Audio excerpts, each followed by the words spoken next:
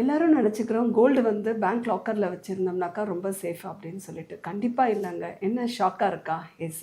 Bank லாக்கரில் வந்து உங்களுக்கு பார்த்தீங்கன்னாக்கா, ஸோ இன்னைக்கு சப்போஸ் உங்களுக்கு தெஃப்ட் இல்லாட்டி உங்களுக்கு ஏதாவது ஒரு நேச்சுரல் கெலமிட்டிஸ் இல்லை ஒரு எர்த்குவேக் எது நடந்தாலும் நமக்கு வந்து பேங்க் பெருசாக பொறுப்பு எடுத்துக்க முடியாது. நீங்கள் ஆனுவலாக வந்து yearly bank locker charges for example 4000 pay பண்ணுறீங்கன்னு வச்சுக்கோங்க. அதோடைய 100 டைம்ஸோட வேல்யூ தான் அவங்க லயபிலிட்டிக்காக கொடுக்க முடியுமே தவிர, இப்போ உங்களுடைய ஜுவல்ஸ் வந்து ஒரு 50 லேக்ஸ்க்கான வேல்யூவாக இருந்தால் அது ஃபுல்லாக கொடுக்க முடியாது. இது நம்ம தப்பாக புரிஞ்சுக்கிறோம். நம்ம கோல்டு வந்து லாக்கரில் இருந்தால் எல்லாம் சேஃப்னு சொல்லிட்டு. இன்ஸ்டெட் ஆஃப் தட் நீங்கள் என்ன பண்ணலாம் அப்படின்னா, கோல்டு மானிட்டைசேஷன் ஸ்கீம், அதாவது உங்களுடைய ஓல்டு கோல்டு எல்லாத்தையும் நீங்கள் அதில் வச்சிங்கனாக்கா பேங்க்கில் வந்து அதை வேல்யூவை வந்து கால்குலேட் பண்ணுவாங்க. அதுக்கு இன்ட்ரெஸ்ட்டாக 0.6% வந்து இன்ட்ரெஸ்ட் அவங்க பே பண்ணுவாங்க. இன்ஸ்டெட் ஆஃப் தட் நம்ம பேங்க் லாக்கருக்கு பே பண்ணுறதுக்கு பதிலாக அவங்க நமக்கு பே பண்ணுற மாதிரி இருக்கும்.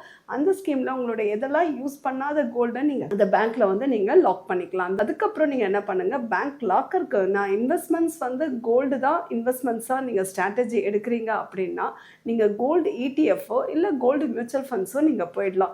இன்வெஸ்ட்மெண்ட் ஸ்ட்ராட்டஜிக்கு அது ரொம்ப பெஸ்ட் ஆப்ஷன்ஸாக இருக்கும்.